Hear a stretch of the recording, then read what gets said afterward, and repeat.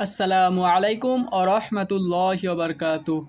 বিসমিল্লাহির রহমানির রহিম। শুরু হচ্ছে দ্বিতীয় অধ্যায়ের মঙ্গলদের মুখোমুখি পর্বের তৃতীয় অংশ।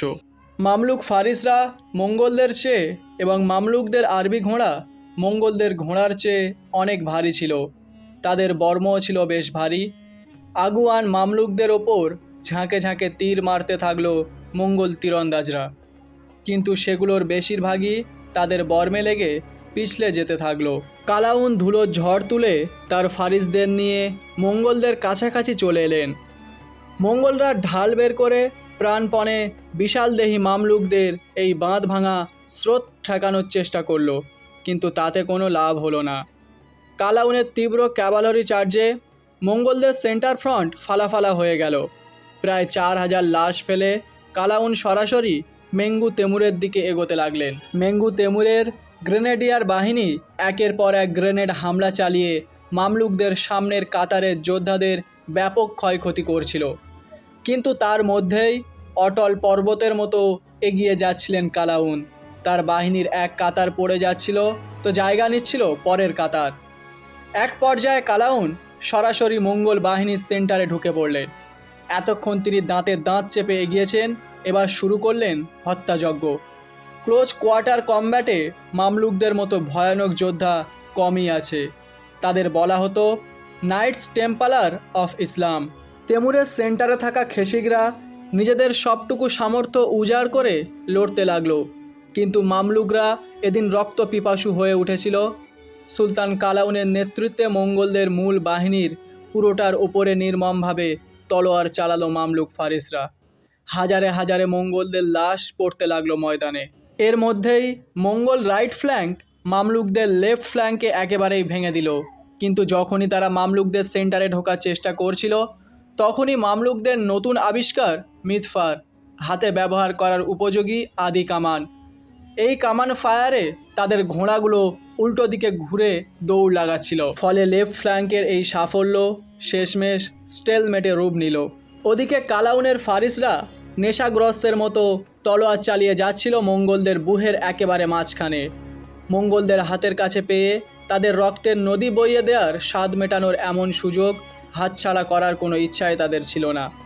মেঙ্গু তেমুরের দেহরক্ষী মঙ্গল স্পেশাল ফোর্স খেসিকদের একটা বড় অংশ মামলুক ফারিসদের সাথে মুখোমুখি সংঘর্ষে নিশ্চিহ্ন হয়ে গেল। সুলতান কালাউনের এক বিধ্বংসী আক্রমণে মারাত্মক আহত হলেন মেঙ্গু তেমুর। কালাউনের ঘোড়ার সামনে মানব দেয়াল তৈরি করে খেসিকরা কোনো মতে তার জীবন রক্ষা করল। বিকেল নাগাদ মঙ্গল বাহিনীর মাঝখানটা পুরোপুরি ধ্বংস হয়ে গেল। মেঙ্গু তেমুর পালাতে বাধ্য হলেন জীবন নিয়ে। হিমসের এই যুদ্ধে পরাজয় মঙ্গল আতঙ্কের গোড়াকে একেবারেই টলিয়ে দিল। মঙ্গলদের 80,000 যোদ্ধার ভেতর 50,000ই নিহত হয়েছিল। বিপরীতে মামলুকদের মধ্যে শহীদের সংখ্যা ছিল 20,000। টানা 3 বার সিরিয়ায় ও একবার আনাতোলিয়ায় মামলুকদের কাছে পরাজিত হয়ে দারুণভাবে হতাশ হয়ে পড়লেন আবাকা খান। পরের বছর শীতে অতিরিক্ত মদ পান করে তিনি মারা গেলেন। মঙ্গলদের উত্থানের সাথে সপ্তম শতাব্দীর আরব মুসলিমদের উত্থানের একটা বড় মিল হলো এই দুটো জাতিই ছিল সভ্য দুনিয়ার আরাম আয়েশ থেকে বঞ্চিত, সরল জীবনযাপনকারী দুর্ধর্ষ যোদ্ধা জাতি। আরবরা জয় করেছিল তৎকালীন দুনিয়ার সেরা 2 সাম্রাজ্য, বাইজেন্টাইন রোম আর সাসানি ইরানের প্রায় পুরোটাই। কিন্তু আরব মুসলিমদের সাথে মঙ্গলদের বড় পার্থক্য বিজিতদের সাথে আচরণে।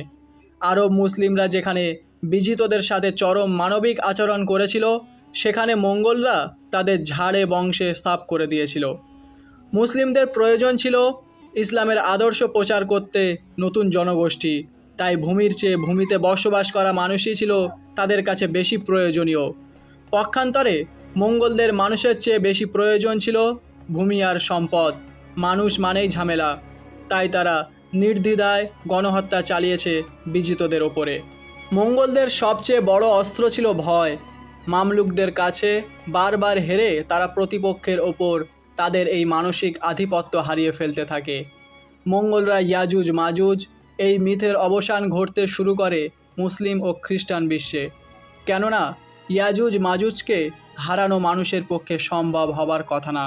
আরবরা যে দুটো সভ্যতা জয় করেছিল সে দুটো থেকে তারা নিয়েছে জ্ঞান, বিজ্ঞান আর শিল্পকলা, সংস্কৃতির কিছু অংশ।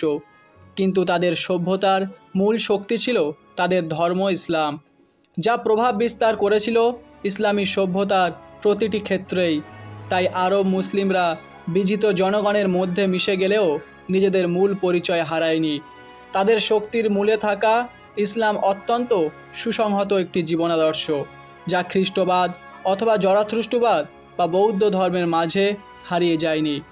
ঠিক বিপরীত ঘটনা ঘটেছিল মঙ্গলদের ক্ষেত্রে। তাদের ধর্ম ছিল শামানিজম, তেংরিজম।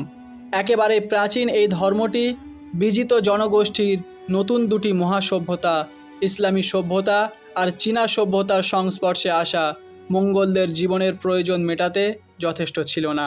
চেঙ্গিজ খান ও ওগেদেই খানের আমলে বিশ্ব জয় করতে বেরিয়ে পড়া মঙ্গলরা তাদের জয় করা বিশাল সাম্রাজ্যের ভেতরে থাকা দুটি মহাসভ্যতার দুই শক্তিশালী মিশনারি ধর্ম বৌদ্ধ ও ইসলামের সংস্পর্শে এসে ধীরে ধীরে বদলে যেতে থাকে। যে ধর্ম দুটোর উভয়েরই আছে নিজস্ব জীবনাদর্শ। ইসলামের তো রাষ্ট্র ও অর্থনৈতিক ব্যবস্থাও আছে। চেঙ্গিজ খানের বিশ্বজয়ের অভিযানে বেরোনোর 100 বছরের মধ্যেই তার গড়ে তোলা বিশাল সাম্রাজ্যের 4টি খানাতে 3টি আবার মুসলিম অধ্যুষিত হয়ে পড়ে, অপরটি হয়ে যায় বৌদ্ধ অধ্যুষিত। অধিকাংশ মঙ্গলই ইসলাম অথবা বৌদ্ধ ধর্ম গ্রহণ করে স্থানীয় জনগণের ভেতর মিশে যেতে থাকে। কেবল মঙ্গোলিয়ান স্টেপের সভ্যতা থেকে দূরে থাকা আদিবাসীরাই রয়ে যায় তাদের আদিম ধর্মে। সভ্যতা এভাবেই অসভ্যদের কাছে হেরে গিয়েও শেষমেশ তাদের জয় করে নেয়।